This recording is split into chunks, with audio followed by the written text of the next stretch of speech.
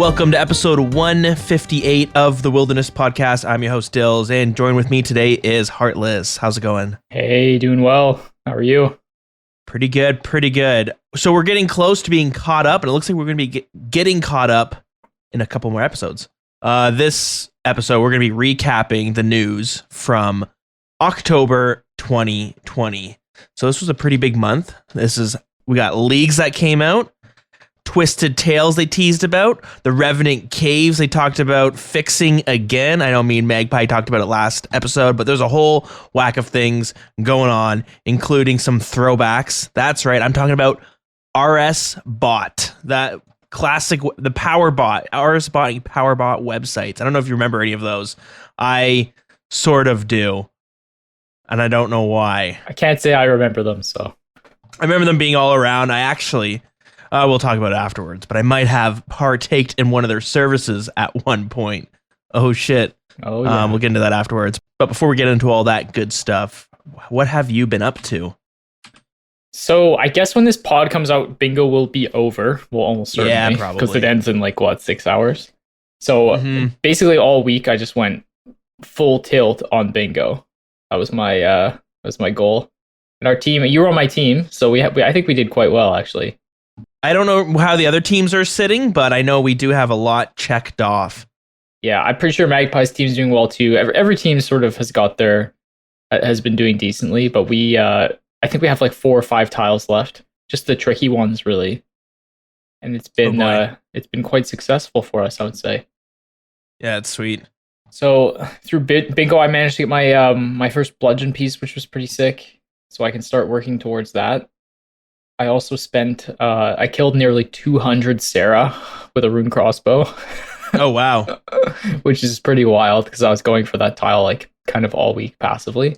So do you enjoy doing the Sarah boss? Oh yeah, I love it. And I'm doing it with a rune crossbow, so kills take at least 2 minutes. I would say 2 minutes would be your minimum, so a full stamina. And it goes up to about, I don't know, sometimes you need to sip a second stamina, which is not ideal for sure, but it's an enjoyable boss. The thing that makes it exciting for me is that the upgrades are just really, really sweet. If I got a Ceradome and Hilt, I'd be able to have an SGS on the Iron, which is just crazy. I never even owned one on my main. True. So it would make the remainder of Slayer pretty fun, especially since I have a lot of boss Slayer planned. Because once you get your Hydra's Claw and you're finished sort of up to 95 Slayer on an Iron Man, you don't really need anything else. Everything else is just sort of niche upgrades. So I figured if I'm going to spend all this time grinding, DKs for prayer and stuff like that, I may as well just get an SGS now. That'd be nice, right? Exactly. And then an ACB, an orbital crossbow, would also be a really nice little item to have. And at least until I get a Dragon Hunter crossbow. Because the other thing I've been doing is I sent 80 raids since I've gotten my claw, which is crazy, or 85 maybe. Okay, yeah. In the last 3 weeks, which is just a large amount of raids. And the combination of try to do a few solos poorly, sent a bunch of 3+1s, 3+2s, met some people through weedy raids, and it's been fun. So I went 80 raids dry, which is just 3 times the drop rate with the points I was getting. And then I broke the streak with with an arcane. My third one. Is that good for you? No, it's trash. I already have one. Okay, so this is what blows my mind. What is the arcane, first of all? Arcane Prayer Scroll is basically in Chambers of Xeric, you have roughly a 50% chance to roll a prayer scroll. One of them is Rigor, one of them is Augury. So they're basically just unlock the prayers. And you can only read the scroll once and then you're done with it. Yeah, okay. So that's the idea behind them. It blew my mind when I looked at the price of these things, because the last time I guess had looked at the price of these things, the Dexterous Scroll, which is the more expensive one, and then the Arcane Scroll. The Dexterous, I bought it, I think it was 78 mil. When I bought it was one of the big purchase items. It was Dragon Warhammer or the Dexterous Scroll. You're kind of decide, because those are 2 big game items for. They were both 70 mil back in the day. Yeah, and then the Arcane was 10 mil, so it's still expensive, but wasn't crazy expensive because Rigor, which increases your range, damage, and accuracy, is just gonna be better than than the magic variant. But yeah, the magic one doesn't actually increase your damage, so or else it would be really good. It just increases accuracy and defense. So it's not very good. It's the way magic is in this game. It's a little bit strange. Yeah, totally. You know, it's good to have. Like, I'll throw it on if I've been at a lot of Venenatus because of the bingo, trying to get a wildy ring. Oh, it's great. It's great for defense. Yes. Yeah. Dodging barrages. It's great with protect from magic. It makes you, and deep black hide. You're really splash proof boy. You know. Yeah, totally. So this is what blew my mind though. I looked up the price just the other day. 800K for an arcane. So originally I remember it being 10 mil, and obviously it's gone up and down, but when I purchased it, it was about 10 mil. And then the dexterous is now like just under 20 mil. Yeah, it's really cheap. Crazy. So I think raises, obviously things get cheaper over time when more people can do them. Especially when it's like a one-time use sort of thing, you know? Yeah, exactly. There's a lot of people doing raids now, and the prayer scrolls are just getting cheaper and cheaper by the day. But I guess that's kind of bound to happen until you get like a huge influx of like more players coming into the game, and then getting to a point where they can afford, well, now 20 mil for a prayer. I'm pretty sure that it's the second best item in the game, Rigor, after the blowpipe, if you consider it an item. Okay, as in like what it does to your account? Just like what it does for your account. Yeah, it's busted basically. Interesting. Yeah, I'm a big fan. I think, and getting one on an Iron Man is obviously really important. So anyways, I had gotten that arcane, so it was my third one, but at least it was a purple for our bingo tile. So I was like, oh, okay, you know, at least it's a purple. Yeah. And then 2 days later, I got the next day I got another arcane. So I'm up to 7 purples in my name. Hey. And 4 arcanes, 1 dex, a buckler, and ancestral row bottoms. So hey, that last one's not too shabby. Yeah, the row bottoms are good for sure, but I'm a little salty about the 4 arcanes. But I don't know, this is kind of part of raiding. Like you're bound to get a whole bunch of like bad items like that. Yeah, you just have to accept it, you know. It's the way Jagex does their loot tables. We've talked about, I think it was like 2 episodes ago, we talked about how like all the clue scrolls, you have a chance of getting something worth 100 mil or something worth like 5 GP on the same drop chance. Yeah, and it's part and parcel of being an Iron Man too. Like once you have 1 copy of the thing, it doesn't matter anymore. So for example, I plan on going back to Cerberus one day because I got my Primordial on 270 KC. But I didn't get an Eternal, and I'd like to finish off all the boots. So if I go back and get another Prim, it'd be like, oh, that's cool, but I don't really need it. Yeah. So it'd be kind of a strange feeling. No, I gotcha. It's worth money, but yeah, I don't know. Raid's luck will turn around one day. I'm not too worried about it. The RNG trickles back somewhere at some point. Sure does. I remember I used to complain all the time. Just like I always felt like I was unlucky not getting great drops, and then, you know, a few months ago, I got the Blade of Seldor at like 10 KC. So yeah, it's wild. There's some spot where RNG is going to be like super nutty for you, whether it's Bandos or. I mean, I completed Hydra in 180 KC, so I can't exactly be complaining, and I'm not. It's just part of the game. Yeah, fair enough. Things will eventually turn around, and I've been enjoying Sarah. I'm up to 350 KC right now. The items are 1 in 500 to get an armor crossbow or a hilt. Oh, that's not so bad. It's like 1 in 250 if you think about it for getting either one of them if you don't care. Wow. So I'm definitely get a little bit dry, but it's not bad yet. Yeah, that's all right. And you said you enjoy the boss. What? Yeah, I enjoy it. I've only done Sarah a few times, and I'm pretty sure I always duoed it. But can you walk us through how you kill the boss?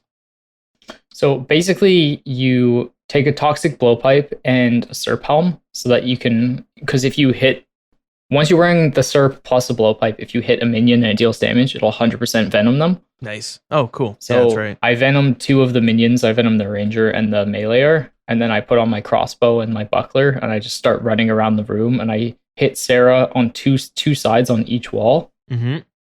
And you just slowly whittle her down. That's pretty much all you do.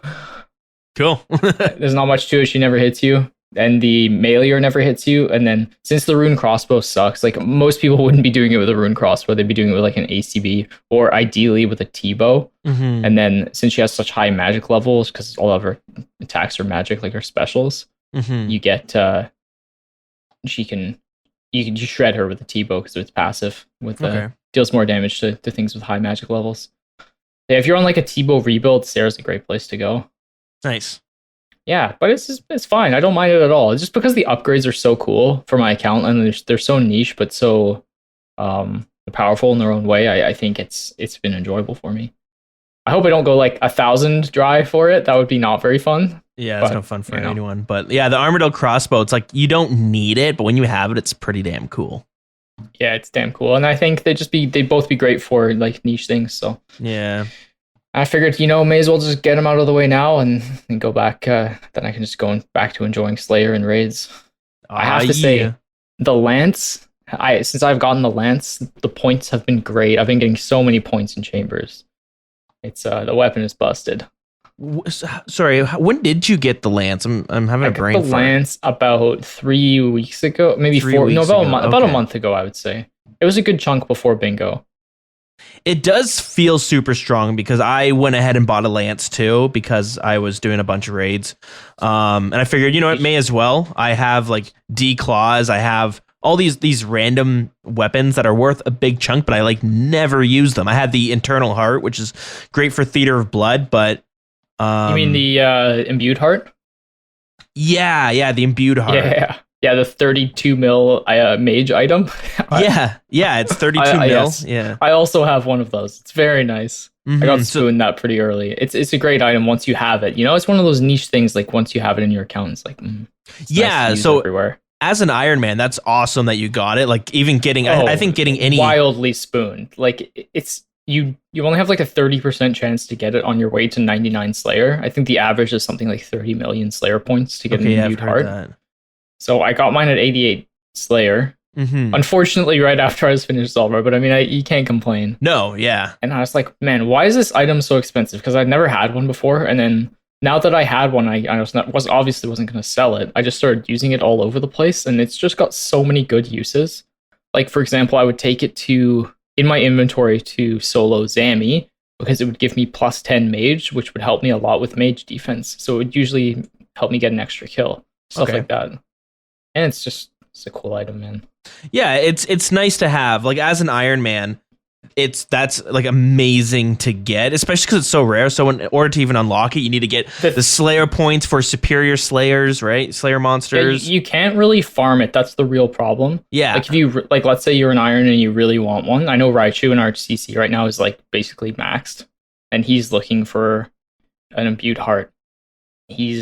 It's just like the way you have to farm it is you have to go and burst Abbey demons after you have to kill baby Hydras. There's just a lot of annoying stuff you have to do. And even then you still have to get millions and millions of Slayer XP even to get a chance to see one. So so it's a super rare thing to get, but it's like as an Iron Man, it's awesome to get it. You have it. It's like a permanent magic potion that never runs out of charges, but it's on a little bit of a timer. But then as like a main account, I have an Imbued Heart sitting in my bank, and I'm like, this thing's great to use every now and then, but it's also worth 30 mil. It's just rotting 30 mil in your bank. Yeah, I see what you mean. Like, there's definitely a difference in perception there.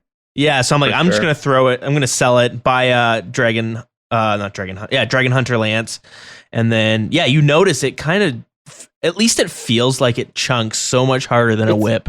It's so consistent. It just hits constant 50s. Yeah, and it looks cool. It looks like a big popsicle stick, doesn't it? Yeah. So I've been practicing getting comfortable with like 4-1ing, so I don't miss any damage ticks on the melee hand, and it's been an enjoyable process. Okay, so that sounds like some elite strats. Yeah, it's basically you just have to be tick perfect, and then you don't miss any damage. Gotcha. It's not so hard once you get the hang of it.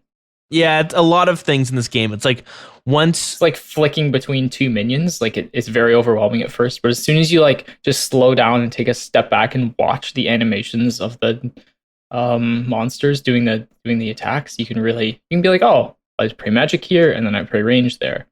Like DKs is a classic one where you'd want to use it. Like you go down and just flick prime and supreme, like the mage and the range. I hate prayer flicking in this game. It's like that's fair. It's hard at first, but dude, I tell you, once you understand it, you're like, oh, okay, it just clicks finally. I learned how to prayer flick when I was soloing Zammy God Wars, because after I would flick between two of the minions and then barrage them down at the same time. I think what gets confusing for me is that like I don't, and like you could go watch videos on this, I'm sure of it, but I don't know when like the attack animation happens. At what point does the damage register? Because or when is the damage calculated? It's as soon as the attack is launched. But see, that's the confusing thing, because it almost feels like every monster is a little bit different. Oh, once the attack is, because that's the problem I have with like Zulrah is one that's really funny, right? The attack has to be midway in the air, and then you switch to the other one, right? Yeah. During So the jab as phase. Zulrah like launches the bolt from its back or whatever it's shooting at you, or its mouth, that's when you're praying, and then you're flicking as the bolt's coming towards you because the damage has already been calculated. Yeah. As far as I know, anyways, that's how I've always thought of it. Yeah, and it's But yeah, as soon as you see it launch, like especially a lot of projectiles have a really long, like they'll fly through the air at you, and it's weird that it's not coded. I agree with you. It's weird that it's not coded. Like when the fireball hits you is when you take the damage, but the damage has already been calculated, right, and it'll just show up on you later. So interesting. Yeah, it's not an easy concept, but it's worth learning. I'd say that's what I always hear, and it's not worth learning one tick flicking. That's like not necessary. That's when you like click your prayer orb and don't lose any prayer points. Right. That's some like sweaty strats. You can get away in most things in the game without doing that. But flicking is definitely something that's kind of cool, and it's worth learning. And you can learn it on like little monsters too. You know, you don't need to just go do it at bosses right away. Yeah, it's something that I need to learn, especially because I've toyed with the idea of going for Inferno at some point, and I'm sure definitely necessary for Inferno. As far as I know, it's necessary for Inferno. I haven't done an attempt, but yeah, I'd imagine sure it's necessary because that's all about conserving supplies. Yeah, it's fun stuff. So hopefully I get a hilt soon, or an ACB, or both. It'd be great. Yeah, those are both some solid items.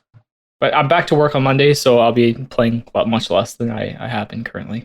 Yeah, that's the sad thing. Work is on the horizon for a good chunk of us, and yeah, should be fun. Did you get up to anything else? Besides bingo, I don't think so. Yeah, just chilled at home and did some rearranging in the house, some cleaning. Fun. Yeah, pretty standard stuff. What about you? Pretty well. Same. Yeah. RuneScape, I've been doing the bingo as well. Like I mentioned, I've been doing a lot of Venenatis. I listened to the last pod. It was good stuff. Magpies hates the wilderness, and you were like its heroic defender. I know. I've been doing the just Venenatis, just grinding that out. And when I'm not doing that, I've been kind of the Hollowed Sepulchre kind of got me excited to. And I'm going to regret saying this, but it got me excited to at least it got me excited fantasizing about maxing my account one day.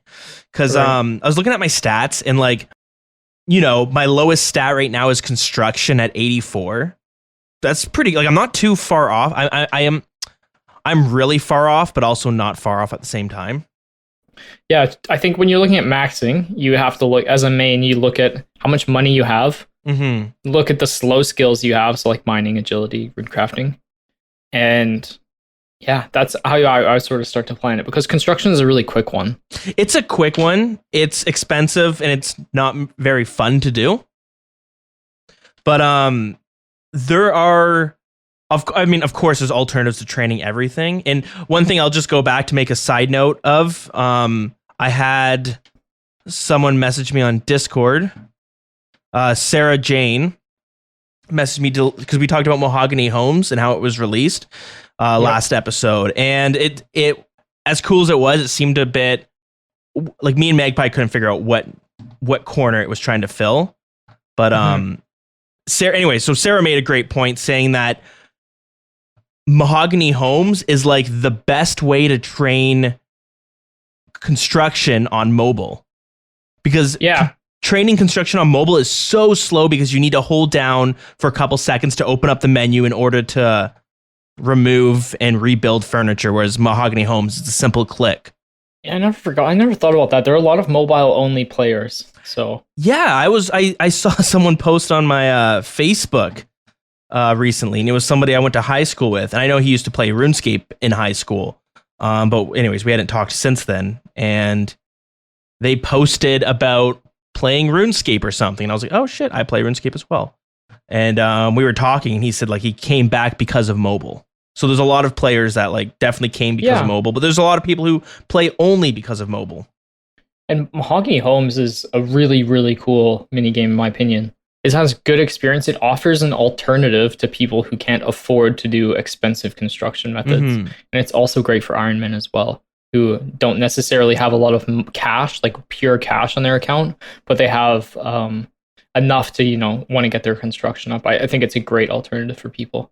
Yeah, totally. And like, I think alternatives are so important in a game that has like this much of a grind. And this is where the Hollowed Sepulchre has got me excited to kind of think about maxing, because forever I was like, if people ask, hey, you are you looking to max? I'd be like, no, because I can't even imagine having to train agility all the way to 99. What's your total level right now? 2,153. Okay, you're still pretty solid, about halfway there. Yeah, that's a sad thing where you're like, oh, that sounds close, because to actually max it's 2,277. So it's like, oh, you're only like 120 levels away, and it's like, yeah, but also the experience. Yeah, it's a tough look. I'm 2060 right now. Yeah, yeah. Hard. So agility was always something that I'm like, yeah, there's no way I can train it from 92, especially that's like 7 mil experience all the way to 99. So it was always just kind of sat, and I would train it every now and then because I need it for diaries. But then the Hollowed Sepulchre I found it's actually a lot of fun, and the mechanics of Hollowed Sepulchre, I feel like the way it was built is like perfect for me, at least. And it made me wonder why more activities aren't built this way. So with Hollowed Sepulchre, there's an actual like store. There's a guy who sells things that you could buy that will help you in the Hollowed Sepulchre. And they require tokens, which you can get as you're running through it. It's time-based, but the idea is that as you get these items that'll help you, you'll be able to run through it faster and more efficiently, which will net you more experience, net you more rewards in the end. But it has this mechanic that a lot of games, a lot of like non-RS games obviously have. It's I see it a lot in rogue games and like mobile games and stuff like that, like good mobile games, and probably bad ones too. But you basically have to grind out items within the game that will make the game easier. I mean, it sounds stupid saying it. Every like RuneScape has that for everything, right? You get the Dragon Hunter Lance, and now it makes raiding easier. But I think but it doesn't come from the Dragon. It doesn't come from Chambers of Zera. Sure, right. Okay, maybe the Twisted Bow would be better. But I think the difference is that you actually have to grind the rewards out for the Hollowed Sepulchre yourself. Oh, so you're saying that you can't just buy them and then go and do things with the best in slot gear? Yeah, exactly. And like it gives you, so my goal, let's just say my goal is to get 91 agility so I can run the entire Hollowed Sepulchre. But within the Hollowed Sepulchre itself, I have a goal. I want to get 100 tokens to buy this item. And that doesn't take crazy long to do. I could easily do that in one sitting. And I can do it before I even burn out. Now they have like 5 different items, so it takes a bit to get all 5 items, and then after that you're kind of there's something to be said about earning specific items, you know what I mean? Like Inferno, technically the cape is free, like you just need to do the Inferno. You don't have to spend money on the GE for it. Fire cape, fighter torso. Trying to think of other things. There's a whole bunch of stuff that's like essentially free in this game, but it's not really because you do have to grind for them. I think there's a lot of power in those style of untradeable rewards. Yeah, totally. And it's basically why Iron Man is such a popular game mode, even though it's such a huge grind. Like people say, RuneScape's a huge grind. Well, Iron Man mode is like 2 times what the original grind is. I'm not going to hide it. It's very hard. Yeah, it's different. You just have to do things different and like be okay with being slower. That's the truth. Yeah, but like people, it's a super popular game mode. There's so many people who play it, right? Yeah, I think it's more rewarding. That's probably why for those people, I would say. Yeah, exactly. And I think that having Iron Man sort of like Iron Man grinds, even for main accounts, is like, I mean, I like when they add stuff in like that. Like, people hate pest control. I mean, I wasn't crazy about it as well, but I loved having to do pest control to get this untradeable item. I think you're a bit of an unpopular opinion there, just simply because pest controls takes so long and it's pretty boring. Yeah, but so you've got that nostalgia factor behind you, I think. Yeah, I mean, I like it. It gives you another goal, whereas like, so many times we said like you as a main account, you eventually can get stuck in like, okay, now I just need money. Yeah, you get stuck in those ruts for sure. Mm-hmm. But having the reward mechanics of like Hallowed Sepulchre, where you're able to work towards an item that you can then use that item that will make the Hallowed Sepulchre a little bit easier. It gives you like mini goals to work towards, and you get excited like, okay, I just need 100 tokens and I can get this item, and then the Hallowed Sepulchre will be a little bit different. And it also makes the Sepulchre a little bit different as you get these new items. So I love the way they built it. Now, unfortunately, you only have a couple items to actually get, and then you've got them all, and then what, right? Then you use the tokens. So you go for your Black Graceful, or if you're lucky enough to own the Squirrel, then you can go for the Squirrel recolor. Yeah, so it's cosmetics, but there's nothing else that will actually make your experience within the Hallowed Sepulchre any different. No, and I think you don't want the barrier to entry to be huge. You know what I mean? Like, having cosmetics is cool, but I think if you had to grind like 50 hours of Sepulchre just to be able to do it efficiently, I don't think it'd be very fun. So maybe that's part of the issues when people look at it efficiently, but it really made me compare it to a game called Dead Cells. Have you ever played that game? Nope. It's like a Castlevania sort of game. It's a roguelike game where you run the same.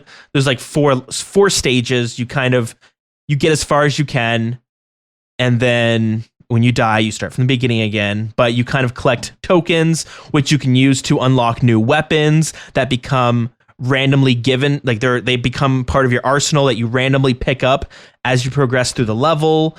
And then once you play it for 10 hours, whatever, 15 hours, 20 hours, you suddenly have like, instead of having 3 weapons that you could randomly get throughout the level, you now have like 50 weapons. And it makes it, and then you're also able to get farther throughout the stages because your weapons are just better. And the game itself never changes. It stays the exact same, but you're able to get these different rewards slowly, but there's a bunch of them that it makes each time you go through it a little bit different. And it's definitely what I thought of when I was doing Hallowed Sepulchre, only in the sense that like once I got that new item, I mean, honestly, not a whole lot changed within Hallowed Sepulchre, but it felt like it did. It felt like I was speeding things up a little bit, because you do. It makes a few things a little bit faster. There's like a grappling hook where once you have it, you'll never fail the grappling section. So the odd time you did fail, you'd lose some time. Now you're not losing any of that time. And I wish Jagex would implement more of those mechanics into the game. Like, if like pest control, if if you got one piece of void, if it made the points you got a little bit faster, like that's like an example of the type of mechanics where like as you unlock these items that are unique to the minigame, it makes the minigame a little bit more efficient for yourself. Right. And I think that is Iron Man mode in a nutshell. Yeah. Like, everything you unlock makes other content a little bit more efficient. Right. And I think that mentality, or at least that that reward system, maybe I'm just like an odd case with it, but I think like adding that into the game more often would be a beneficial thing to players, only because it's like a goal within a goal. I mean, you could go play Iron Man mode, but for a lot of people, that's just too much of a grind. Exactly, which is, I think, having giving people fresh goals when they're in the later stages of their accounts is a great thing to do. And untradeable rewards, kind of like the Twisted Kits that came out with what's it called, challenge modes, the Mhm. twisted kits for your ancestral. That was like an example of what I think is a really cool idea. So it's like a, kind of a flex, not like as hard as pets to get, but also, you still have to work at it, and it's pretty cool. So untradeable rewards, or like you said, like things that make content easier but are not tradable, give people goals to work towards on their accounts. And I think that's huge. And obviously combat achievements is coming out in the next, maybe, I saw the roadmap earlier. I'm sure we're going to talk about it on one of the pods. But I think in the next 6 weeks, they're looking to drop combat achievements on us. And I hope it's everything as good as I think it will be. Yeah, I'm excited to see it because I haven't really seen a whole lot. I've seen a few templates of what they wanted to come out with, but I think a lot of it is secretive on like the actual goals, but I think overall we have an idea of what it's going to look like.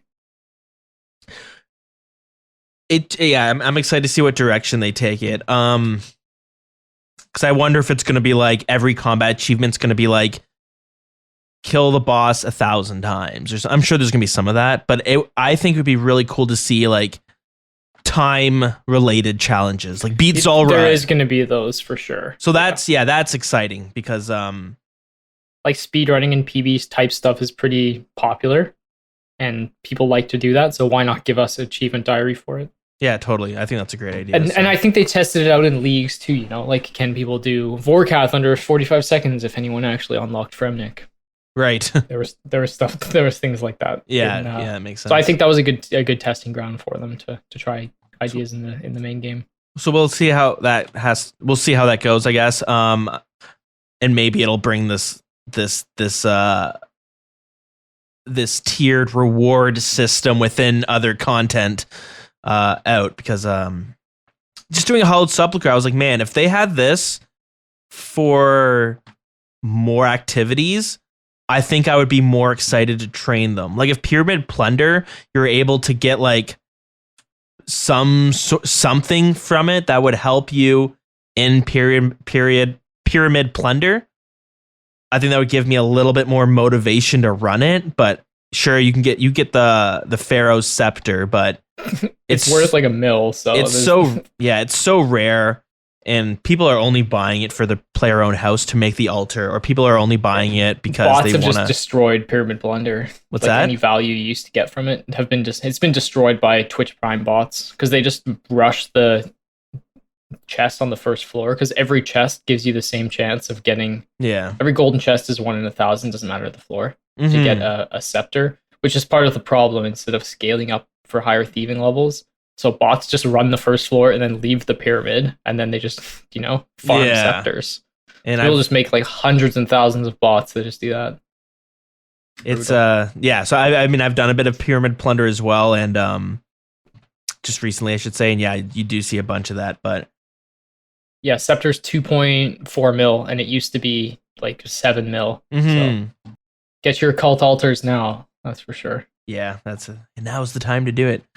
A lot of prices dropping anyways, but so that's honestly that's most of my update right there.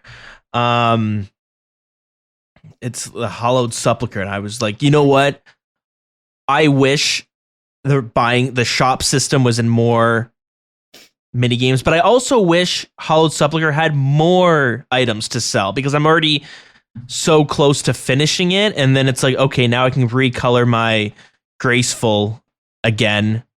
I don't know if I want to recolor my yellow Graceful. I like role playing as a taxi driver sometimes. Oh, you have the yellow? Yeah, that's fair. Yeah, I got it because I wanted to do some taxi services like a year ago. I was like, I'm bored. I'm gonna go to the GE and offer taxi service rides for like money. That's hilarious. It was fun for like a minute. Maximum role playing. Yeah, I would say so. I think I'll one day get the Black Graceful. I just have basic. Okay, yeah. Basic bitch Graceful. Just because I need the things for staminas, the marks of grace. Oh yeah, I'm always desperately low on stamina. It's only got like 100 left right now. That sucks. As you get into the late game, they bottleneck you pretty hard because you need them for raids. You need them for, obviously, Sarah. I'm taking like 6 per trip. Wow. So I need to be keeping up with my agility. Because we're going to jump into the news shortly, but how is the only way to get staminas through doing rooftops? It's the only real way. You can also boost staminas in Theater of Blood, but it's not. I don't know. This seems kind of cheesy to me. True. So basically, you do the first 2 rooms of Theater of Blood, and then you just get a bunch of staminas from the chest. I think you can get 10 or something like that. Okay. So you could do that a whole bunch, and you get like, I don't know how many staminas per hour you can get, but to be honest, I'd rather just do agility and get. I think you get about 20. Wait, let me think about it. To every 10 marks is 25 staminas. I have so many super energy potions of like 2,000, so that's not a problem. Jesus. Yeah, they stack up quickly when you're doing a Herblore. Yeah. I don't know how many it is per hour. I think in 2 hours you can get about 100 staminas doing rooftops, so it's not terrible. And that'll last you for quite a while. Depends what content you're doing, though. For sure. It's hard to get excited for that. At least for me, I'm listening to you and I'm like, it's also like it's like account maintenance, so it's not so bad. Yeah, account maintenance. I'm like, oh yeah, I'm just gonna do this, get some agility XP, and it's gonna help me towards doing bossing. It's like your vehicle. You got to bring in for an oil change every now and then. Yeah, that's kind of how it goes for sure. Way. So, cool stuff. Let's see. We're gonna get that Iron Man episode out of the way sometime. I know. I haven't really been playing my Iron Man too much, but I mean, I plan on it. There's so many people in our CC that listen that have an Iron Man, so I think it'd be worth talking about. And I'll canvas some of my friends that are also high level about their ideas, because everyone has like a different path they take, and I think it's always, I love meeting late game irons and talking to them about like, you know, where they went dry and where they had really good luck and what did they rush early and stuff like that. It's always fun to see what people prioritize. One day I'm going to do a bonus episode where it's going to be a panel of the end game Iron Men. We'll have like five people. We'll all jump on a call. And maybe we'll collect a bunch of questions and do a little Q&A for the panel of Iron Men.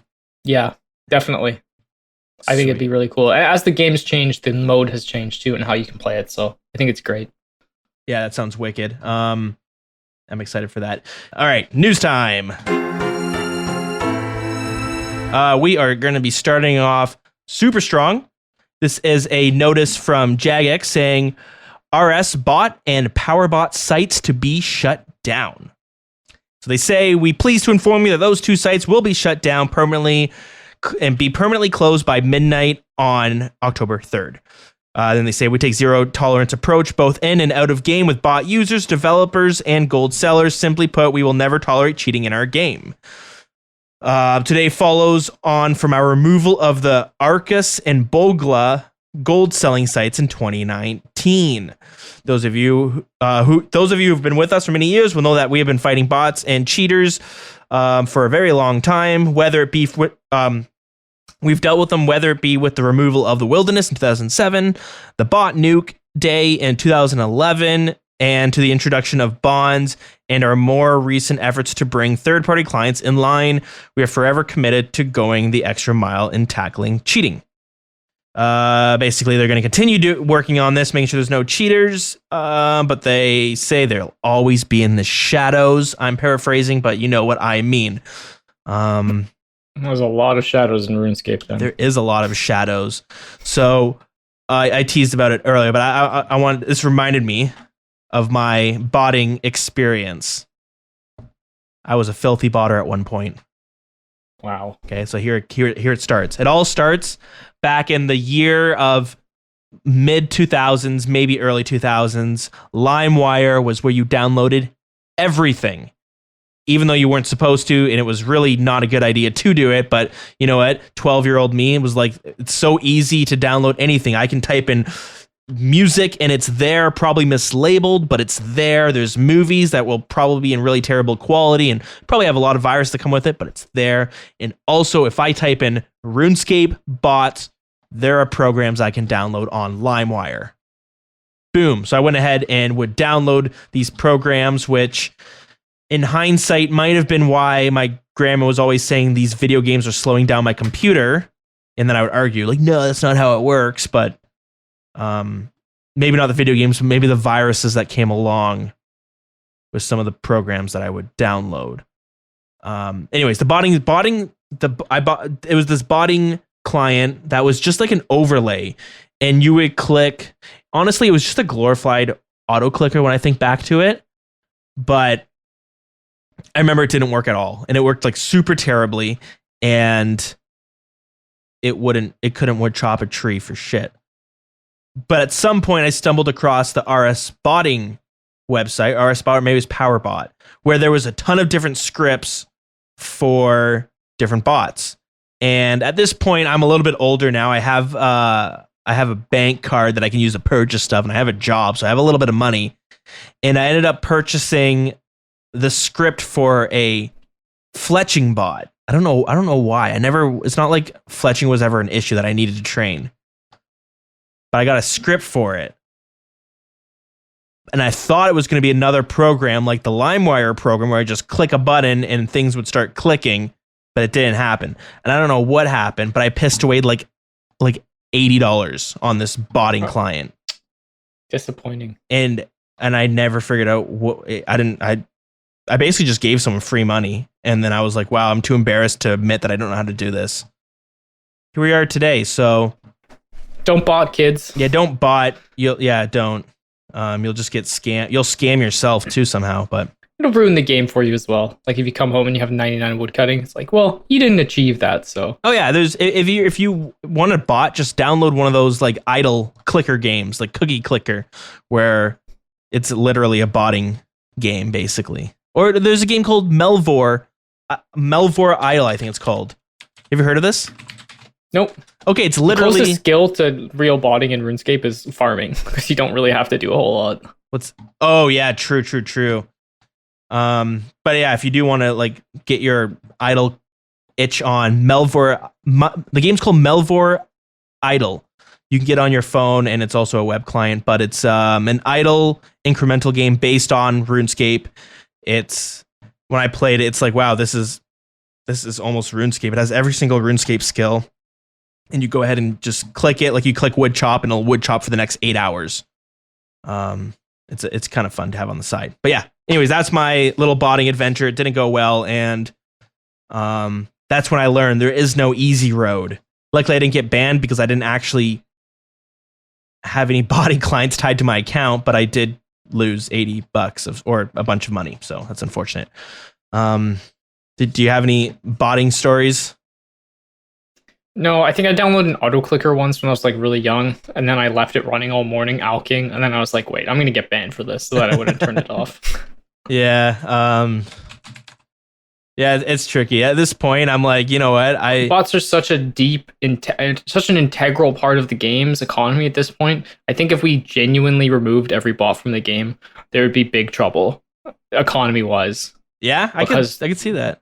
I just think that I don't think we even understand how deep the bots run in the game. Like we scratch the surface, but there are just so many that they gather shitty supplies for us and they sell them cheap on the GE, and people love that. Yeah, and I think they're just so deeply ingrained. I'm not condoning the bots. I'm just saying like they're a deep part of the game at this point, and they're hard to get rid of because as soon as you kill one, two pop up. So it's a tough look, but. You know, hopefully as Jagex, they get rid of the more egregious ones, and like cheating is more of a problem as well. Yeah, cheating is not a good time. It's it hurts the integrity, but also I almost want to say the fact that there's bots that exist shows that like that's almost like a good sign for a video game, where if it's like shows that it's a big enough game that you have bots. Yeah, I see what you mean. Yeah, like the worth of the gold in game is worth someone's time to create a bot. Yeah. So cool stuff. All right, so that got squashed for now. It's probably back up under a new name. It always is. So keep an eye out for those, or don't. Just let Jags deal with it. Okay, moving on to the next one. This is a big one. Now, unfortunately, we are a little bit behind, so there's no need to actually go through all the nitty-gritty of it. But this is still a pretty big launch, and it's no better timing than talk about it because it's almost over. It's basically over, and that's Leagues, the second Leagues, aka Trailblazers. So before we jump right into Trailblazers, Leagues is this game mode that kind of felt like they brought it out to replace Deadman mode. As Deadman mode was on the way out, they brought out Leagues 1, which was a new game mode for all players. You're restricted as an Iron Man, and your count starts over again, but there's accelerated experience rates, and there's all these new rules put in place that heavily change the way you play the game. Whether it's breaking the actual game itself because you could speed up the way you attack, or it's speeding up how much you collect, or they had all these perks you could unlock. But the first leagues was based in Zaya, the Kurend, and you basically were stuck in there, and you had tasks to complete similar to this bingo event that Heartless you have been putting on. And as you complete tasks, you get points, which you could use to spend on perks, which make your account a little bit stronger or a little bit better in a specific way. And you have like 2 or 3 months to grind out as much as you can and kind of see where you ended up. So the first one was in Zaya. The second one, which is the Trailblazers, it was a whole new monster. Very cool. A lot of marketing went in behind this because they did a whole rap video with Jimmy and Nine Rain, and it was actually really good. Surprisingly well put together. But in this Trailblazers mode is you sort of have access to the whole map, but not really. You start off in basically just the free-to-play area. I'm going to really just break it down so we don't spend too much time on like what areas actually, but you unlock a few starter areas, which are basically like free-to-play areas. And as you get points, you can use those points to not only upgrade perks for your account, but you can also unlock up to 3 new areas. So this could be Mauritania. So if you watch Swampoletics, that whole area. This could be the wilderness. This could be the Fremennik area. This could be the Elf area, Taranwin. So it was this really cool game mode where people, you really wanted to figure out which 3 areas you wanted to unlock because, depending on what items you get, or depending on what items you want to do and what bosses you want to do, you'll have a different strategy. So, for instance, you might want to get the blowpipe, so you need to get the elf area, but you can't make darts until you beat a quest that's located in the desert, which means you'll have to unlock the desert area too. So there's all these, you could really do a bunch of research and really flesh out a strategy for it. And the icing on top is the accelerated experience rates. Like you leveled things so fast. Yeah, up to 16 times, right? Experience rates. Yeah. As you unlock points, you can increase the amount of experience you're getting, and it can get up to 16. Drop rates were also reduced, and at the end of it, you get a trophy depending on how many points you unlocked. You get any pets that you unlocked in your leagues will carry over into the next league, and the actual points itself you could spend on rewards afterwards. So far, each different league has brought out a bunch of different cosmetics. They are basically OSRS's version of discontinued items. Jagex has said multiple times that they don't want to have discontinued items within RuneScape.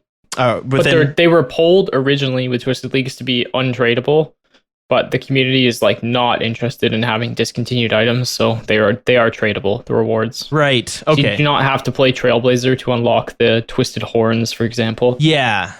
So there's a bunch of really whatever cool comes stuff out, whatever awards people buy, you'll be able to buy them with cold hard cash on the GE. Yeah, exactly. And if there's not like a finite amount of these items, every league you could go back and purchase it. And I mean, what's going to happen is that there's going to be a calculator, there probably already is, on what's the best point to GP ratio, and you'll figure out, okay, you know what?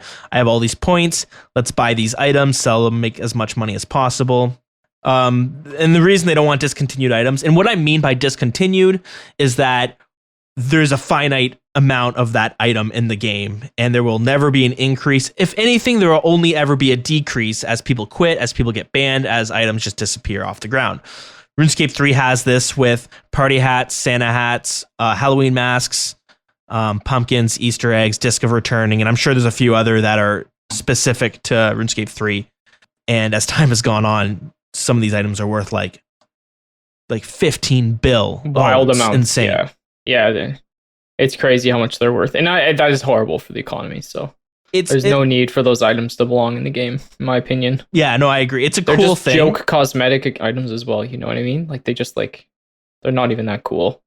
The only reason they're cool is because they're rare. Yeah, like the party hats, they don't look that great. they're just nostalgic and they don't do anything. I like that old school RuneScape brought back all those things, and you can go buy a party hat for like 2K on the G, or a Santa hat for like 5K. You know? Yeah. And RuneScape 3, it's like it's if you see someone with a discontinued item, it's kind of a big deal. You're just like, wow, this guy's got one of only like a handful. When I say handful, I might mean 100, but that's still not that much. And I remember back in the day when I played, I had friends who would get Santa hats. I remember me and my buddy. It was kind of like how people expect Bitcoin to turn out, where exactly me and my friend, we saved up like 7 mil for a green Halloween mask, and then we made a new account, threw it on this account that was accessed by both of us, and we're like, you know what? Leave this for like a year. It's gonna be worth so much money. These things only go up. And I mean, it is kind of true for those items, not for Bitcoin, but I remember buying a Santa hat for 19 mil back in the day. Wow. In RuneScape. I was like, damn, I look cool in this thing. I was in like full Sarah Doman with a Santa hat and free to play. Shit. The ultimate flex was D chain, D legs, whip, Santa hat. I remember people walking around with that. It looks good too. So, anyways, so there's this constant like, people want these discontinued items because it's such a big show of wealth, but also people don't want it because it sucks to know that you'll never. RuneScape's all about being like, if you really want to, you can get it. Exactly. I don't think it's going to come in. We're not the community that will allow those things to pass polls. Like, it got obliterated on the poll. No, but I like how Jagex has done it with like Third Age. I would consider to be the equivalent. Yeah, and you can still afford those. Like, you can still buy them, and they still exist in the game, and they can still come into the game. There's not like the problem where people is that line where these things, there's only like, let's say there's only 100 of them in the game, and there's only ever going to be less of them as people quit, or as they get destroyed, or as they get alked, or whatever happens. There's never going to be any more coming into the game, and that's not the case with Third Age. Yeah, exactly, and it's just like. The way I mean, Third Age is the reason it works so well is because they're so rare. They're only cosmetics, so there's not a huge demand for it. But they're also so rare, and they look cool and they're just inherently expensive that people who can afford it want it because they're like, hey, I got this Third Age Druid top and it's worth 1.5 mil, and people are gonna see that and they're gonna be like, wow, that's worth a lot of money. I might not know how much, but they'll look at you and be like, yeah, that guy's rich. Right. But you could do a master clue and you can crack one. But let's say you could like today, they said you could no longer add, there's no longer be any more Third Age Druidic top and bottoms coming into the game. Those would skyrocket in price because they're a safe investment of gold, because they're only going to ever get more expensive. Yeah. And the chances are they're going to get hoarded by rich players, and they're gonna put all their money into them. So I mean, they suck. So we don't want them. Yeah, no, we don't want them. So, anyways, Jagex or OSRS takes a different stance towards this sort of stuff versus RuneScape 3. So yeah, this game mode came out. Unfortunately, it's almost over, but it was so cool. They did so much work. They did such a good job on it. I played it a bunch when it first came out. Eventually I fizzled out, but I was playing it exclusively. But it's cool, and it makes it really. Did you do any of the? I think we talked about it before, but did you do any of Trailblazers? I did not. I thought about it. I thought about going for the twisted, because you can buy old rewards with the new points. I really like the look of the twisted kit house, like the blueprints from the house, because it makes the floor all like volcanic and black. But I thought like it's like 6 hours to get it, and I decided fair enough. So I watched a lot of YouTube though, so I saw everyone's different paths, like all the major YouTubers and some niche ones as well, and it looked really cool. There were a couple broken things about the game mode, but I mean, at the end of the day, it does feel like you're playing a private server for a few months. Yeah, and that's the whole point. That's why it's only a few months instead of having like actual permanent Trailblazer world. I mean, people were like maxing within like 3-4 weeks and having like, max gear within the same time frame. Yeah. So you could quote unquote finish the mode very, very quickly. and then it gets kind of boring once you have all the items and you can't do anything else, right? Yeah, exactly. So it's But at first, it's exciting, it's quick, it got people involved in the game, and it's a great way to bring new players back into the game. Yeah, totally. I guess. League of Legends. I know you play League of Legends. It had a similar thing with this with Earth, it's like a very sped up game mode, right? And I think I hate Earth. Or Earth, you don't know, is like League of Legends, but instead of having cooldowns on your characters, there's no they're 80%, and there's no mana costs. So it's not actually like skill involved. It's just basically you're spamming your abilities and kind of getting lucky based on what character you got. And I hated that about that game. I hated Earth, man. My friends always wanted to like spam Earth when it came out. I'm like, no, I'm just gonna play the regular game because I don't like things feeling unfair. It really bothers me. They did it on but I understand why people like it because it's sort of like fast and fun. And it's like different, and it's like, so I remember when it first came out because I was playing League of Legends a lot when that first happened, and I used to be obsessed with League of Legends. Where I was like, when I was working construction, whenever I'm having like a smoke break back when I smoked cigarettes, I'd be watching like how to play. Yep. Whatever champion. X or Y. Yeah, dude, I was the same in university. I was obsessed. Yeah. And I spent way more time studying League of Legends. Watching streamers just so you could like analyze what decisions they're making. I studied that game harder than I studied university. It's a time well spent, right? But yeah, anyways, they brought out Earth, this fast mode. A lot of people loved it enough where people are saying, can we keep this in the game forever? And Riot basically said, like, no, what's going to happen if we keep it in the game forever is it'll get a huge influx of people, and then people will get bored, and it'll be dead, and you'll never be able to revive it. Leagues is dead right now, basically. 3 months in. I'm going to check the world. There's like 50 people on each world at most. Whereas back in the day, there was like 1,000 when it first came out. Every world was filled. So every was filled. So if it continued, it would just be like, there'd be like maybe a few dozen people that play, and that's it.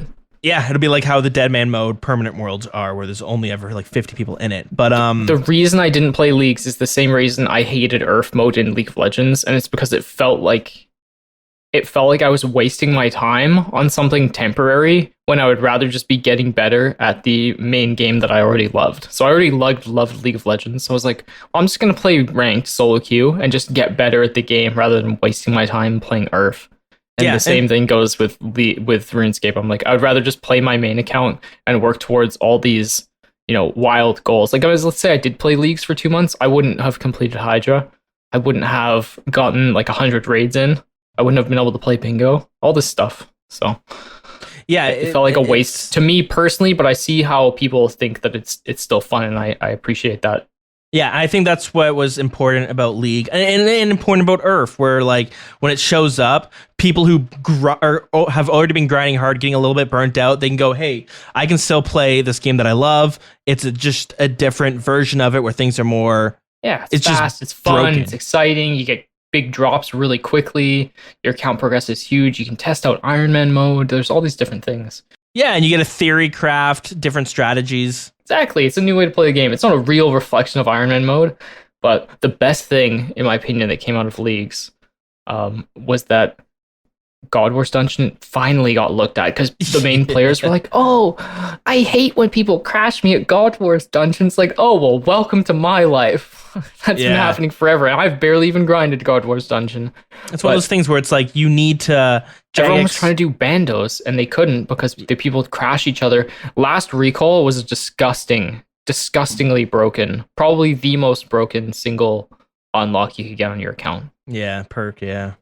So basically, wherever you would teleport from, if you click it was like an orb, kind of like in your inventory. If you click it, it would take you exactly back to the spot where you just tellied from.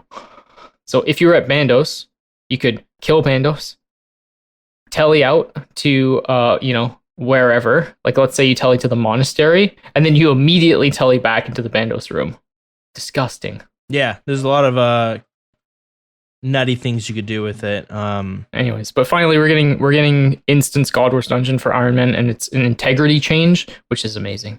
Yeah, and So the interface from Trailblazers is also, from the pictures I've seen, is being used for the combat achievements. Yeah, exactly. So I think those are the two great things that came out of it. Is a bit of a testing ground, yeah. Yeah. And I think the cool thing about this leagues, where it was like, I liked the Zaya leagues. It was the first one. They did a good job. This one was like way more ambitious than the first one. And I wonder, it makes me think, how are they going to follow this one up? You know, you can't go back and just do like here's I'm sure they have ideas, man. Like the first one was cool. It was like their experiment. Yep. And it was well loved. Oh, and I think it 100%. sort of piggybacked on like Swampletics being like region locked and stuff, and like sort of the craze about snowflakes at the time. Yeah. And now this one was just, it was just an interesting, different way to play the game, and I'm sure they'll do that again. And now that they have two under their belt, they've learned maybe what's a little like last recall might be a little too broken, but they've learned like what also works is really cool. You know, speeding up ticks of the game and like manipulating speeds and stuff like that. And I think that's really where they could take it in the future. And that's the beautiful thing is like you put perks in it that are downright overpowered, but it's a temporary game mode and people are expecting the game to get broken in this way. So like nobody's like, wow, like you can kill bandos in 15 seconds. I don't even know. But yeah, no one wants to spend like, let's say they upgraded to 6 months but lowered the rates. No one wants to spend 6 months on a temporary game mode that's just going to disappear, because that's not like real progress. It's just going to go away. I think you could think about RuneScape like that if you want. Like, oh, one day you're going to quit, so it's not real progress. Yeah, but it's still like different. If you're having fun, it really doesn't matter. You can literally say that about anything, right? Yeah, it's true. If you're like working a job that you don't like and then you end up getting a job in a totally different sector, it's like, oh, wow, you wasted so much time. But it's like... Or like me, I spent all that time getting really good at League of Legends and now I don't play anymore. Yeah. It still taught me a lot of things. It taught me that if I set my mind to something, I can really achieve goals quite well. Where's Magpie to say it's not... There you go again with the Magpie. We need him here to say it's not about the game, it's about the friends made along the way. Exactly. Well, we'll do an honorary. It's not about that. It's about the friends. The experiences and the lessons learned and and the failures we had to endure. Exactly. All right. Anyway, is there anything else we want to mention about leagues? It was great. A lot of fun. Too bad it's over. Don't worry, for the next leagues, we will be there, hopefully. On time. To tackle... Not 6 months late. Yeah. Yeah, tackle in-depth analysis of all the who's and what's of the next leagues. Maybe. Who knows? Would be cool to get a guest on maybe that played a lot of leagues. So I know Sard and RCC actually maxed on this league. So there'd be some people that we could look at to maybe top 100s. I think at some point at least. But do a little special. Let's move on though, because speaking of leagues, not really, but Twisted, at least relating this to the Twisted leagues way back when. The next update is Twisted Tales getting ahead. So, in 2016, a new continent surfaced far to the mainland's west, but the launch of Great Kurend and Zaya wasn't without criticisms. Oh boy, was it ever! I guess you weren't really around for all the shitstorm that Zaya was. No, but I mean I've heard about it. Yeah. Okay, so I'll quickly break down. Zaya was kind of a big flop. So the reason they brought out Zaya, it was this huge landmass. One, the game was still kind of in its infancy, and they wanted to bring more players by saying, hey, you guys remember RuneScape? Well, we're bringing in an area that's as big as the mainland, or close to it at least. They also did this because RuneScape 3 has already gone way ahead of OSRS in terms of lore. In OSRS, we're in what's called the 5th age, which is when I think it's like the age of men or the age of, I can't remember what it is, but basically, cities of humans are building shit. Everything seems pretty all right for the most part. But then in RuneScape 3, they're in the next age, which is when Guthix kind of awakens from his slumber, or maybe goes to sleep. I can't remember. I think it's when it's sleep. Whatever. Point is, RuneScape 3 is way ahead of lore. So OSRS can't really expand on quests and have it contradict or be in conflict with what lore is in RuneScape 3. everything kind of has to be kind of attached together. So they brought out this whole new area called Zaya, which is where there's no lore available. They can do whatever they want on this. And they really made it kind of like Game of Thronesy, where there's all these different houses that are trying to take control of the kingdom of Korend. And there's all this junk there. But anyways, the big problem is when it first came out, there's 5 houses and the map was literally a square where each area was just a square sectioned out. So literally think of a box that has 4, with a cross right through it, where there's 4 different sections, 4 different tiles. That's exactly how Zaya looked. It looked like shit and it had nothing to do. So they remade the map. They added some content, and it kind of started to look a little bit better. It's getting there. They still got work to do, but yeah, it's getting there. Yeah, I just watched a No Man's Sky video by the internet historian.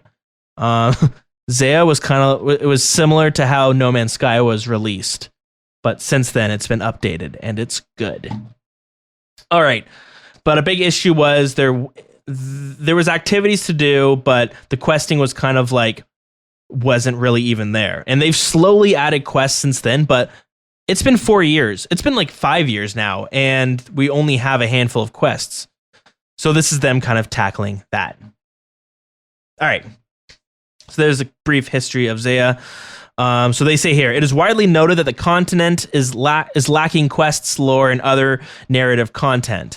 This has since been remedied by introducing rich stories about its characters, adding quests which dig into the history of the houses of Korend, remapping the environment, unearthing the ruins of Forthos, and opening the path to the Cabos lowlands.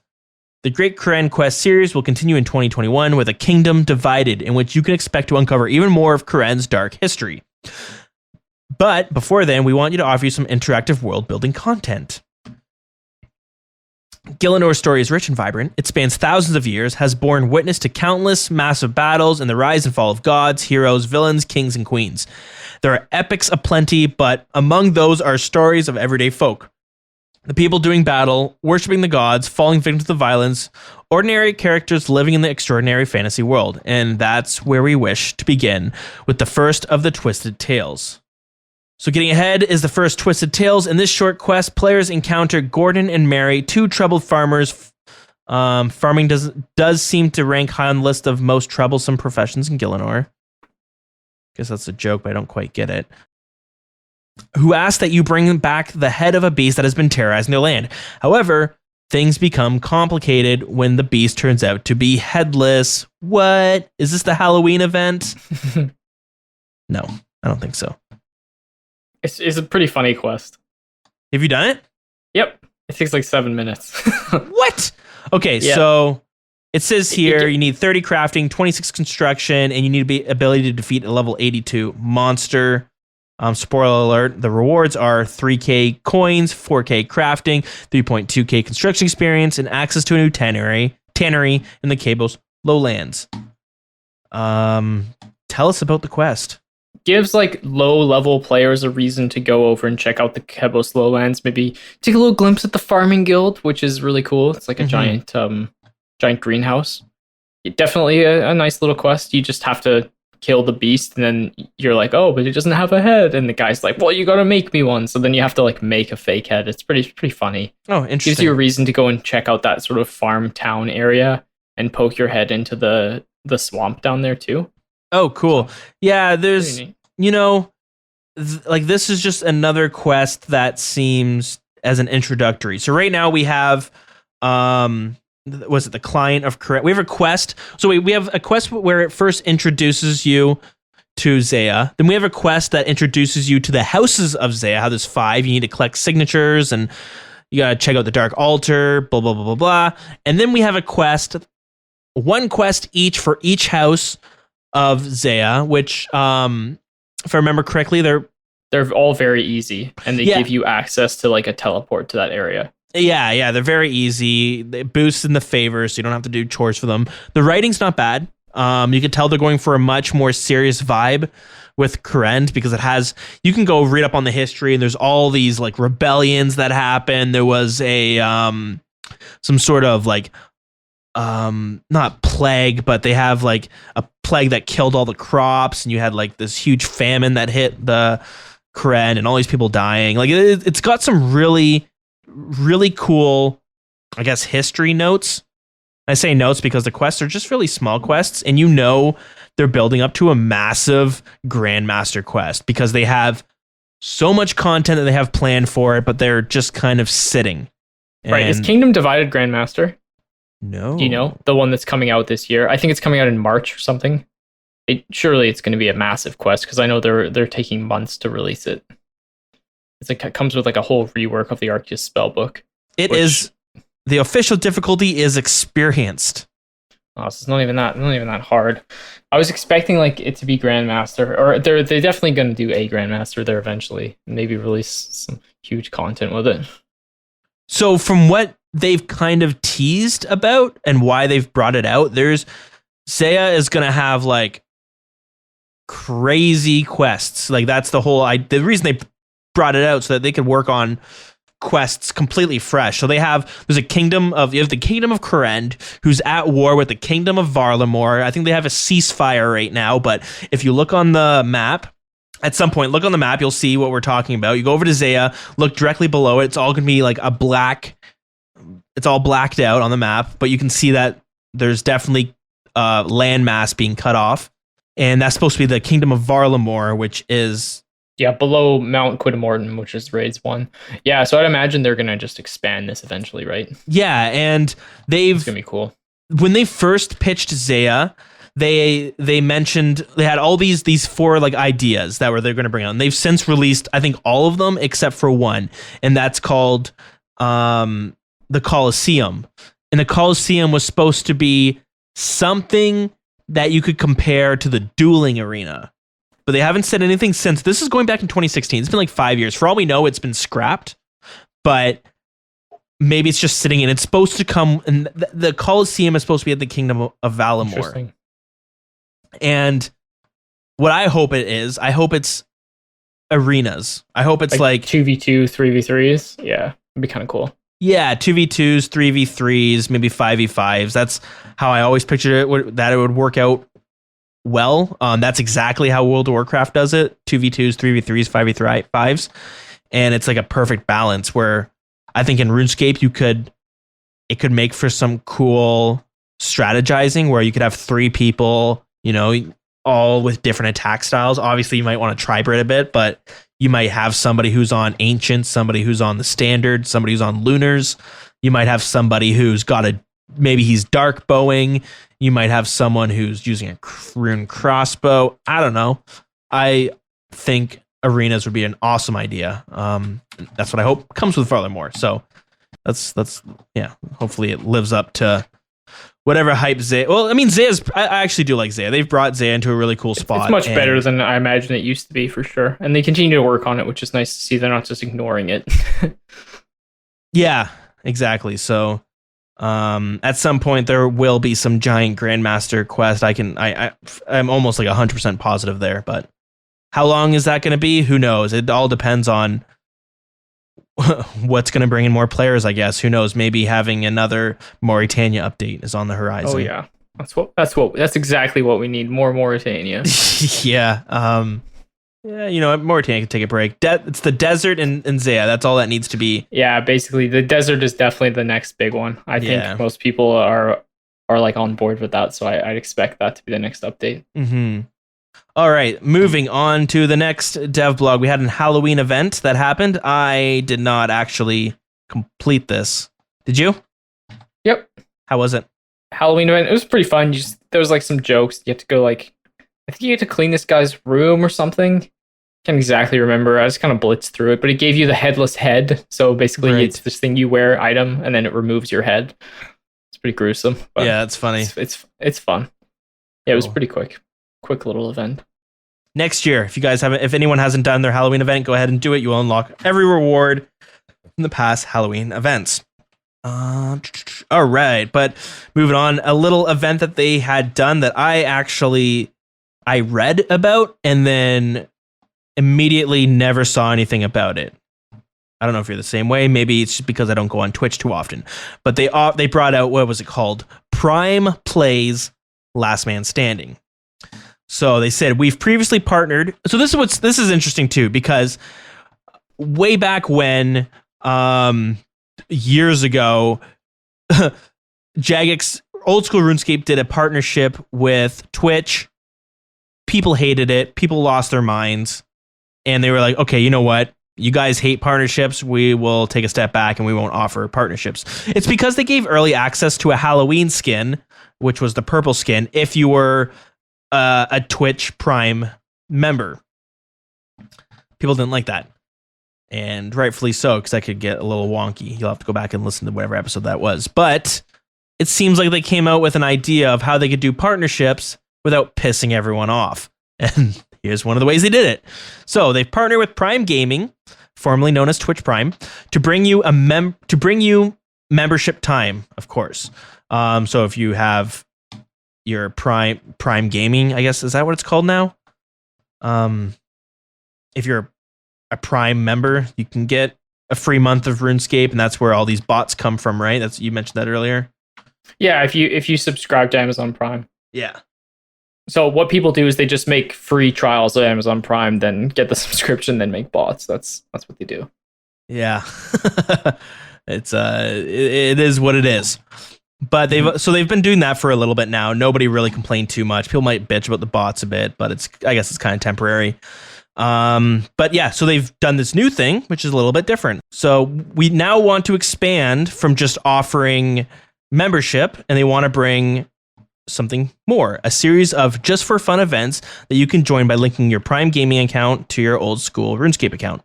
It's a big departure from our previous Prime Gaming rewards, which is why we'd like to take a second to explain ourselves. There was a big backlash to the purple skin before. Prime Gaming is a part of an ongoing effort to introduce more new players to the game. We'd like to be able to offer more than just membership. Prime Plays is our solution. There's no cosmetics, no microtransactions, just a new way to enjoy the game, and it's completely optional. This month, we're working with Prime Gaming to host a one-of-a-kind event called Last Man Standing event, which 24 of the toughest players will be battling for glory. So basically, you can sign up. The players with the most competitive or high-stake wins will be invited to a grand finale game on Saturday, November 14th. It's already over. And once you get your ticket, you can play and win as many games Last Man Standing as you can between October 21st and November 10th. The player with the most competitive or high stakes wins will be invited to compete in the grand finale on Saturday, November 14th. So yeah, that came and went. I actually saw the email. I signed up for it, and then I immediately forgot about it and never saw anything else about it. That's funny. Did you? Was this on your radar? No, it was not on my radar, so I don't have much to say about it. Yeah, so clearly this wasn't. When I first saw it, I was like, "Oh, this is kind of cool." Maybe this is going to be like another Deadman mode thing, but then I saw no notifications, no big hype, nothing on the subreddit. Maybe I just missed it. Maybe I was just off the internet that day, but yeah, it seemed to be a much smaller event and a literal just for fun event. Not really a tournament like Deadman mode usually is. So yeah, I guess if anyone was more aware of that than I was, let me know what I missed. But until then, we are going to be moving on.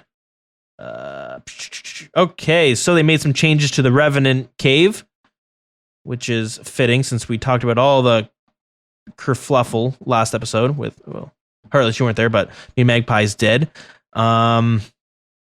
So let's go through some of the changes. The Revenants have been redistributed all throughout the cave. Before they were kind of in one big room. I guess now they're roaming free. And they say it'll be harder for unscrupulous types to stop other players from accessing them. Boom. Maybe that'll show those clans. They've also removed multi-way combat in the cave and they've replaced it with what they're calling a singles plus. That sounds like a nightclub. At least a specific night. For a nightclub. Yeah, Revenant Singles Plus, the nightclub. Yo, you want to go to the Rev Caves tonight? Oh my god. That's your your OSRS nightclub Sick. at the Ferox Enclave. Yeah, that's sweet. Business idea if anyone wants to capitalize on the RuneScape clubbing market. I'm sure it's there. Okay, so yeah, they've singles plus. So as you know, in normal parts of the wilderness, players who are attacked by an NPC are not attackable by other players. This is great when it's used legitimately, but it causes issues when players run into a field of NPCs and box them in an attempt to escape a PKer. The plus in singles plus is how we plan to solve this issue, but simply, PvP combat will always take priority in the Revenant Caves. In all other aspects, the usual single way combat would still apply. So if you're one-on-one fighting some dude, some guy could still come up and slap you, and now you can't fight the Revenant anymore, and you have to deal with this pesky PKer. They've added a PvP world timer to the Revenant's Caves. Here's an example of how a typical combat scenario might work in conjunction with the single plus mechanic. So I'm about to read out a role-playing scenario where people are fighting each other. Here we go. This is going to be fun. So player A is attacking a Revenant. Player B comes along and attempts to attack player A. With singles plus enabled, the Revenant loses interest in player A and stops attacking. This means that player A can now attack player B. If player A and B stop fighting each other, then other players could then attack player A instead, but they would need to wait 10 seconds before they are able to do so. Okay, pretty straightforward. Yes, it's like a player jacking or a PJ timer. Yeah. So it's pretty good to have those, or else everyone can just claw spec you until you die. Yeah. Shame. Bastards. All right, what else have they done? We've made changes to the loot tables of Revenants. They've also reduced the impact that being skulled has on your loot chances. So before, if you were skulled, you could get increased loot. And this made it so people were incentivized to pay clans to let them stay skulled without getting killed. Finally, they've added an entrance fee of 100k. This fee is paid from your bank. The payment will allow you to enter the cave as many times as you like until you die within the caves in PvP. Players who kill other players within the cave will receive their own 100k. That's interesting. And we've rehomed various non-revenant monsters in the caves to a new home of their own. This new cave can be found south of Laren's Chest, northwest of Venenatis. This multi-way combat dungeon is much more spacious and leaves us room to expand the Wilderness Slayer task in the future. All the creatures in the new dungeons will have boosted chance to drop Laren's keys. So they're worth hunting. All right, that happened. Yeah, the Revenant, I've checked them out. They're cool. I really like Wilderness Slayer. Unlike most people, I'm very comfortable in the wilderness because I used to PK a lot. Nice. And I don't mind being there. It's really good points per hour. Laren's keys kind of suck, not gonna lie. The rewards aren't great. They're just like straight supplies. Brimstone keys are like essentially the same thing, slightly worse. Right. I wish there were more uniques than just Dagon High available to the Laren's key. I think that would make it a lot more viable and more people would do Wilderness Slayer. But yeah, Wilderness Slayer is pretty chill. A lot of the tasks are good. If you have a cannon, it's just unbelievably quick to do it. And most of the time, escaping PKers isn't like too hard. You don't need to like run down to the ditch. You just need to go into single combat and find like aggressive monsters and just like box them until a TB runs out or something like that. It's not too hard. No, there's definitely tricks, and you can be good at not getting PK'd. And what I've learned with my time in Venenatis is that it's really good to know where multi-combat ends and singles combat starts, or vice versa. And it's also very important not to go step in multi-combat when you're running away because you're panicking and you're not sure where to go, so you're running in circles, and you step into multi-combat, which allows everyone to spec you out all at once, and they're waiting for you to do that, and they knew you were going to do that too. And of course, you overstayed. You had like 3 mil worth of loot in your looting bag, and sounds like you're reliving some fears right now. PTSD. So yeah, I don't know. I don't mind Wilderness Slayer. I wish the rewards were better. That's all. But as far as experience rates goes, if you're a normal account, you can get some really disturbing experience rates with a cannon from really early levels. I remember doing 1 to 70 Slayer on my main in the wilderness. I just sent it. Yeah. Yep, and it's fun. I still do it on my Iron Man sometimes. The only thing I hate that the Dragon Pickaxe is a drop in the wilderness. Really? I don't know why a skilling item is only available from the wilderness. That's strange. You know, I wish like the wilderness bosses, like I think they're cool. I know Magpies hates them. I quite like them. I don't see like say spawning them very much different to like running around Sarah so that she never hits you, or because we're always gonna find the just the meta strats. Mm-hmm. Unless we like enter their lair where they could actually control the environment. Like even like Scorpia has a lair and you just freeze it and run away from it, you know? Yeah. I guess that's the closest you're gonna get to like a real world mechanic is if you give them their own lair and don't let them roam around. What was my point? Okay, my point is that the dragon pickaxe shouldn't be the chase item from like these bosses that are ridiculously hard to kill unless you safe spot them. Like Venenatus can actually one-shot you. If the two hit spots come at the same time, she can stack you for like 90 HP. Yeah. Or like Callisto can knock you back and hit a 70. It's just ridiculous how strong these monsters are. And it drops with like a dragon pickaxe, really? So I can go and mine? It's nice. It feels dumb, especially as an Iron Man, to have to go and kill all these like I'm okay with the rings being there. They're sweet. I'm okay if they added like interesting weapons that helped you kill. Like let's say they add the crossbow to the drop table or something like that, but it's really rare. I'd be okay with that, but I'm not okay with a skilling item being on an incredibly hard monster's drop table. It is weird. The only thing that I'll say that's nice about having the dragon pickaxe is that, like, yeah, it's one of the nice items to get. It's worth like 4 mil, so of course. Yeah, but why not replace that with add it to some monster in the main game, and then replace that with like another set of wilderness weapons that are really good against, you know, the wilderness bosses. Yeah, or bring out some like wilderness skilling gear where it's like, okay, when you woodcut in the wilderness, it's like this axe is the best axe that you'll ever be able to get, but it's only good in the wilderness. Yeah, stuff like that would be kind of cool. I think there are many things that they can do, but I understand that they released the dragon pickaxe kind of at the same time as the bosses. They're like, oh, we'll just put it on their drop table. Yeah. But obviously I'm kind of like complaining as an Iron Man, but I have a friend who's currently going like 700 drive for his pickaxe basically, but damn, he's done all the bosses. He's gotten Vedion Jr. and rings and, you know, all sorts of stuff on his way to get a dragon pickaxe. I'm really cool with the bosses having like these unique pets that are, to be honest, if you think about all the wilderness pets, whenever you see one, you're like, damn, that's a cool pet, right? Yeah, like Venenatus, Callisto, and Vedion Jr. Everyone's like, yeah, that's a high tier pet because it's annoying to get them. Yeah, I think that's like a cool PVM aspect, but dragon pickaxe does not belong. That's my rant. It's over. No, it makes sense. RuneScape. I wanted to see how RuneScape 3 did it. They offered it from Chaos Dwarves, which are actually in their own dungeon by Keldagrim. So, you know, the dwarven cities, which makes sense. So you could get it from those, but it was a super rare drop. Yeah, it's really rare from Chaos Dwarves. Yeah, like 1 in 5k or something like that. Yeah, that's I'd be okay with that. So that's akin to like the Dragon Warhammer, and that'd be fine because it gives people an alternative. And it's fitting in a lore sense because dwarves, they're all about mining. So yeah, go ahead. Or even if you could like buy it from Motherlode Mine with like 10,000 golden nuggets, if for skillers, you know? Yeah. To make it something ridiculous. It would take hundreds of hours to get, but at least skillers could access it if they're like Iron Man. That'd be kind of cool. I don't know. That's pretty neat. Yep. Just like the dragon axe is available from Wintertodt at an extremely rare rate. But it's also available as pretty easy to get from DKs. Do you think the dragon axe fits on the DK's drop table? No, but I like that it's available in the game, not just in one place. Mm-hmm. I think that if it was only available at Wintertodt, it would be disgustingly expensive and impossible to get. Yeah, that makes sense. It's double the rarity of the pet. Yeah, that's crazy. I wonder what the average is. Probably like 50 million fire making to get a dragon axe. So I think it's fine that it's on the DK's drop table. It makes it really cheap. Yeah, and that's going back 2006 or something.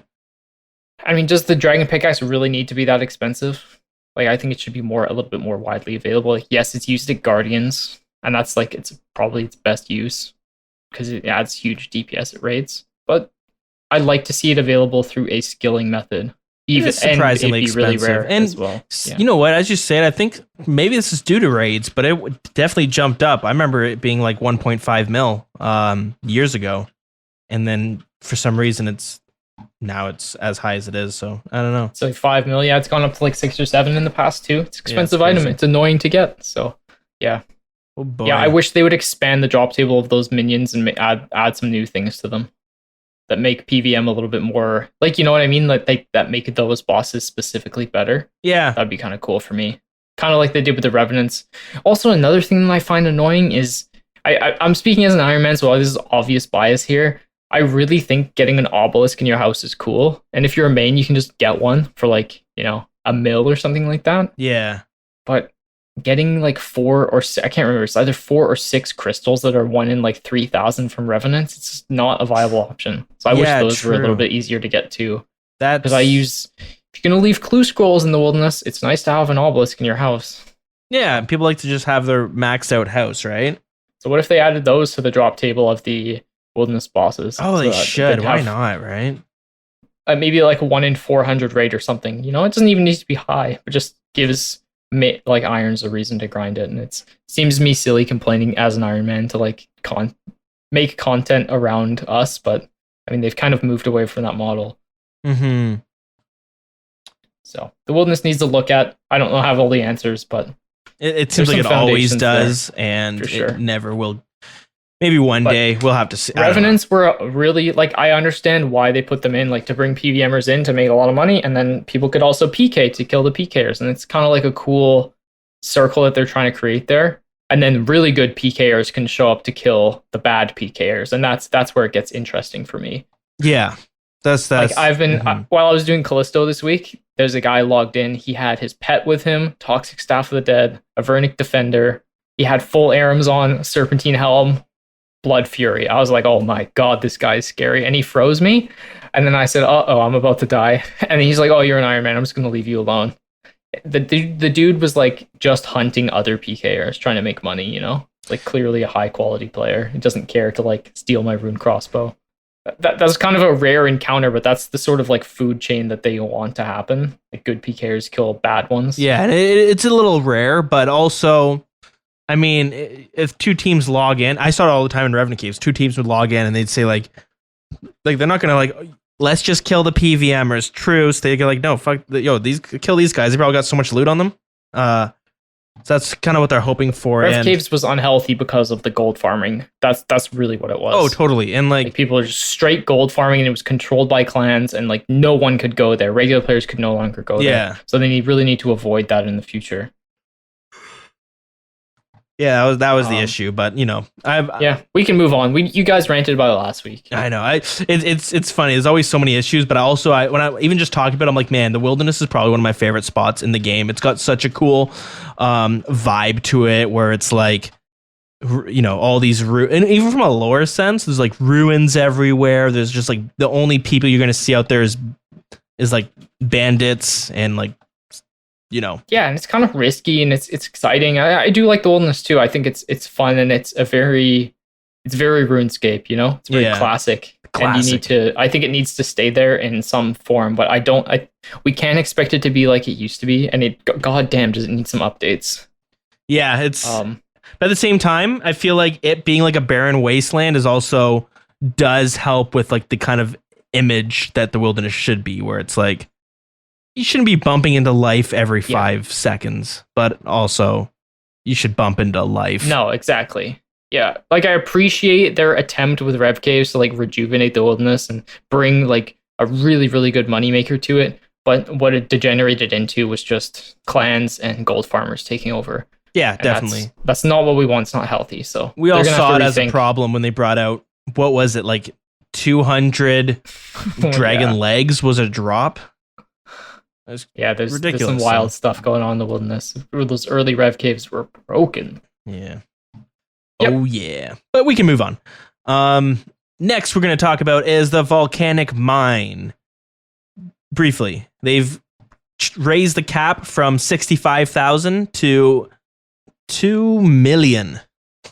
Okay, that's the point cap. I've never done volcanic mine, so I can't. I've heard it's good. I've never done volcanic mine. I hear people quite like it. That's a great alternative to mining. Yeah, I hear the same. It's a great alternative to mining granite in the desert. I'm sure. Good stuff. Okay, so let's do a quick little housekeeping before we get on out of here. So first things first, thank you to every single person who is supporting us on Patreon. You guys are the best, and I truly do appreciate all the support you guys have been doing, all the past and the present, and hopefully future support. So thank you guys so much. You can go on patreon.com/wilderness podcast if you want to be able to brag about how you're one of the podcast Patreon supporters. What's up? No better title, right? Maybe even throw that on your resume. Maybe. Why not? Why not? Yeah, why not? Yeah. If you guys want to hang out with us in game, you can do that at Wild CC. We also have a Discord. You can find that linked on Twitter, which is at the Wilderness RS. And finally, our email is thewildernesspodcast@gmail.com. So you can send us some emails. We'll be back in the swing of reading those regularly once we are caught up, and we are only 2 more months away. How exciting. Perfect. Gonna hit you with another song request here, Dilz. Yes, I was just about to ask you, actually. All right, what's the song? Yeah, I've got them lined up for days. So think of yourself. You've just got your very first membership. You're 10 years old. You have to send in your check in the mail to England. Yes. Unless you're an English resident, then that's not so bad. But if you live in North America, that could take weeks. Oh, it did too. All right. And then you're with your friends, and you walk through the gates of Falador into Taverley. And the song that hits you is Horizon, and that's what we're gonna leave you with today. Oh, that's how fun. All right, so Horizon is a music track that is unlocked in Taverley or during the Beekeeper random event. What? Maybe you don't. I did not know that. Maybe you don't even need to be a member. So maybe your experience is like, I think of the Beekeeper event because that was my favorite event. Was that you could do that as free to play? That's crazy. Yeah. I never thought about that. I just know that I used to play with music on at all times. That's funny. So. And the Beekeeper event is I still don't do it because I remember I remember hating it when I was younger. I just started doing it so I could get the outfit because there's an outfit with it now. Oh, is my there? name is Heartless Bee, so I feel like I have to get the Beekeeper's outfit for peak fashionscape. Yeah. I mean, if there's an outfit, I got to get it too. That's kind of cool. It says here it is possible to unlock this track if they position themselves in front of the gate that leads to Taverley as a free-to-play player. And according to data crowdsourced via RuneLight, approximately 84% of players unlock the track in Taverley, while the other 16% unlock it at the Beekeeper. That's fun. There you go. Cool. Either way, it's a track that reminds me of becoming a member, and it's a good time. Awesome. Good stuff. All right. Well, thanks so much, guys, for listening. And we will catch you on the next one. See ya.